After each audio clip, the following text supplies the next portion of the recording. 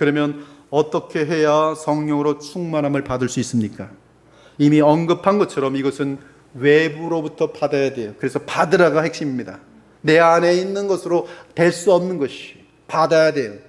내가 어떻게 행하는 것이 아니라 내가 받을 수 있는 상태가 돼야 되는 것이, 즉 성령으로 충만함을 받으라. 받으라는 것은 누군가가 주어야 합니다. 내 외부에서 들어와야 돼요.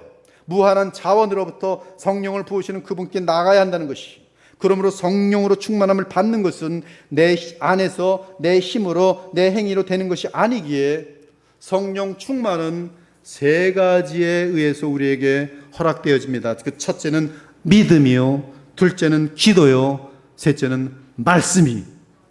이것을 여러분들이 마음속에 새겨야 돼요. 믿음, 말씀, 기도예요. 성령으로 충만함을 받는 것은 믿음과 기도와 말씀과 관계합니다.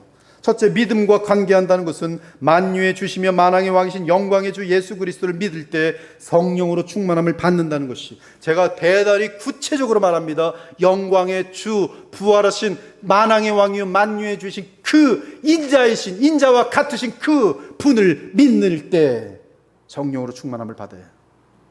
영광의 주를 믿고 의지할 때, 그 영광의 주를 나의 그리스도로, 나의 제사장과 왕이요 영원한 말씀으로 믿고 의지할 때, 그러면 부활 승천하신 영광의 주께서 나를 성령으로 충만하게 하여 주십니다. 그 증거가 요한복음 7장이, 명절 끝날 곧 큰 날에 예수께서 서서 외쳐 이르시되 누구든지 목마르거든 내게로 와서 마시라. 나를 믿는 자는 성경의 이름과 같이 그 배에서 생수의 강이 흘러나오리라. 이는 그를 믿는 자들이 받을 성령을 가리켜 말씀하신 것이라. 그런데 그 뒤에 대단히 중요한 한 가지 사실을 알려주는데, 언제 그리스도께서 우리에게 이 성령을 그 배에서 생수의 강이 흘러나도록 넘치게 부어주시는가? 예수께서 아직 영광을 받지 아니하셨으므로 성령이 아직 그들에게 계시지 아니하시더라. 반대로 말하면 예수께서 그리스도로서 부활 승천하셔서 영광의 주가 되시고 만왕의 왕이 되신 이후로는 그분은 주를 믿는 자에게, 나를 믿는 자에게, 그를 믿는 자에게 영광의 주 승천, 속량을 이루시고 부활 승천하신 주 예수 그리스도를 믿는 자에게 성령을 생수의 강같이 흘러 보내리라고 요한복음 7장에 약속되어 있어요.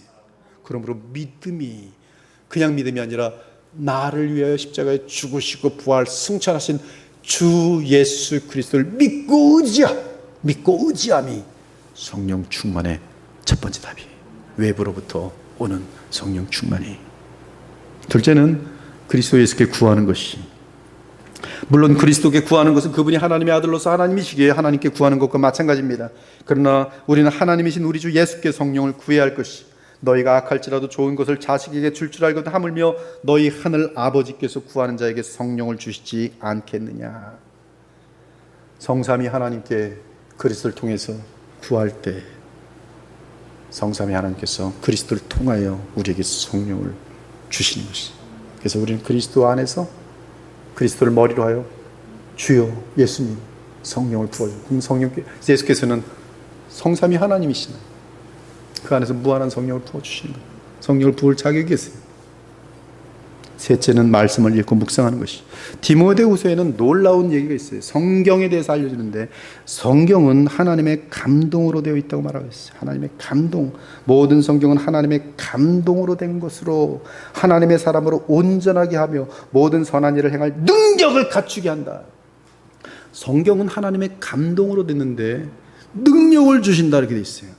여기 하나님의 감동은 성령의 호흡, 하나님의 입김, 즉 성령으로 돼 있어요. 즉 성령의 기운이 성경에 담겨 있다고 말하고 있어요. 따라서 여러분들이 이 성경은 신기한 것인데요, 이 책이나 무슨 물질의 그런 어떤 성령의 기운이 담긴 게 아니라 그 우리가 말로 다 표현할 수 없는 어떤 그 내용 속에서 성경 같은 그 자체 속에 성령의 기운이 있어서 내가 어린아이 같은 마음으로 성경을 열면 그 기운이 나의 믿음을 통해서 흘러 넘치게 되는 것인데, 그것이 바로 성령 충만이 되는 것이. 그러므로 많은 신학적인 책보다도 성경을 피고 그리고 그 말씀을 겸손하게 묵상하고 따르고자 하면 성령으로 충만하게 돼 있어요. 그러므로 성령 충만은 성경을 읽고 묵상하는 것과 결코 때려야 뗄 수 없습니다. 물론 복음을 전하는 설교와 성령 충만을 얻는 것은 더더욱 연결되어 있어요. 이에 성령 충만을 받으라는 명령은 골로새서에서는 복음과 연결되어 있습니다. 놀라운 것인데요, 이 골로새서와 에베소는 같은 때에 쓰였어요. 같은 해에 아주 그 간격이 얼마나 되는지 모르겠지만 동시에 거의 쓰였어요. 근데 바울은 에베소 5장에서는 성령으로 충만함을 받으라고 말하고 그 받음으로 나타난 현상들을 나열하는 반면에 골로새서 3장에서는 그리스도의 말씀이 너희 속에 풍성히 거하도록 하고 그 함께 나타나는 현상이 성령으로 충만함을 입은 현상과 동일하게 기록되어 있어요. 즉 성령으로 충만함을 받는 것은 그리스도의 말씀이 너희 속에 풍성히 거하게 하는 것과 맞물려 있어요.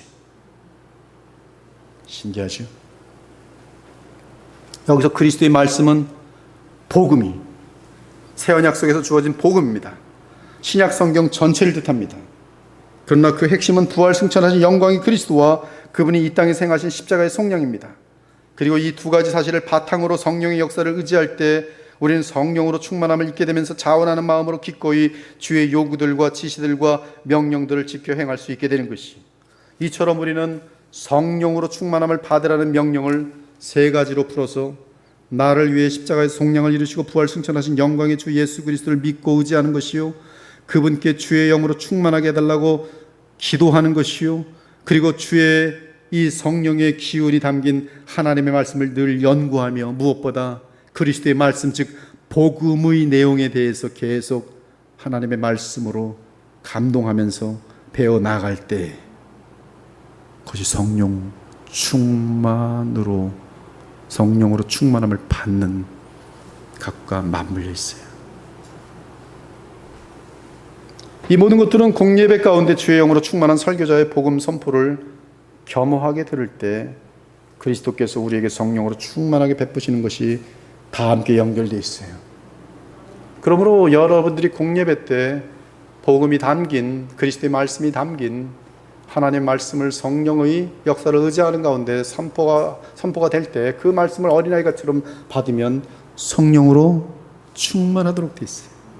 여러분들이 진정한 예배를 드리고 나면 충만해요. 방금 전까지 내가 해결할 수 없었던 감정의 문제가 언제 그랬냐는 듯이 바뀌어요. 예배 드리기 전에는 미워서 그냥 절제가 안 되고 기도도 안 나오고 막 힘들어 죽겠는데, 그래도 힘을 모아서 주님을 바라보면서 어떻게 예배를 드렸는데 말씀에 몰입되면서 성령의 충만함을 잊게 되면 넉넉하게 감정이 흔들리지 않으면서 용서해주고, 알았어, 내가 다음부터 잘할게 하면서 싹 모든 문제들이 싹 해결돼요. 언제부터? 가정에서부터. 얼마나 복된 내용이.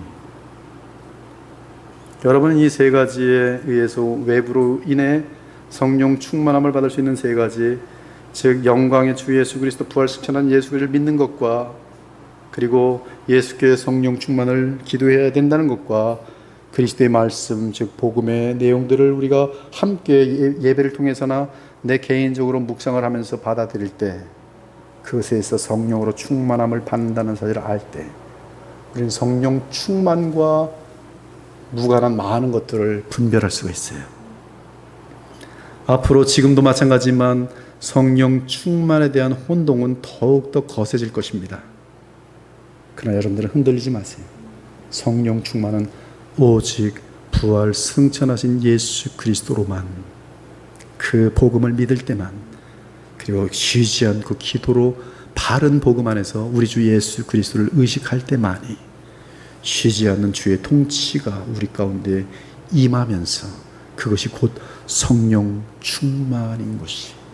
그러므로 성령 충만은 주님의 왕대심을 드러낼 수밖에 없고 진리의 영으로 나아갈 수밖에 없으며 거룩한 삶으로 이어질 수밖에 없어요. 그러므로 성령은 거룩한 영이고 진리의 영인 것이.